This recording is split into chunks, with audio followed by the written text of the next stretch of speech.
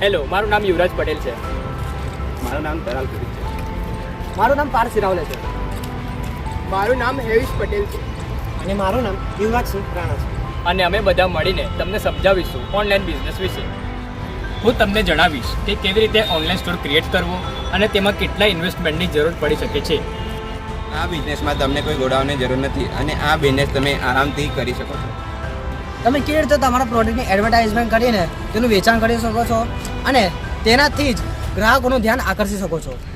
આ બિઝનેસમાં તમારે લો પ્રોફિટ થવાના ચાન્સીસ ખૂબ જ ઓછા છે અને તમે હોલસેલર પાસેથી કેવી રીતે ઓછા ભાવમાં પ્રોડક્ટ ખરીદી શકો છો.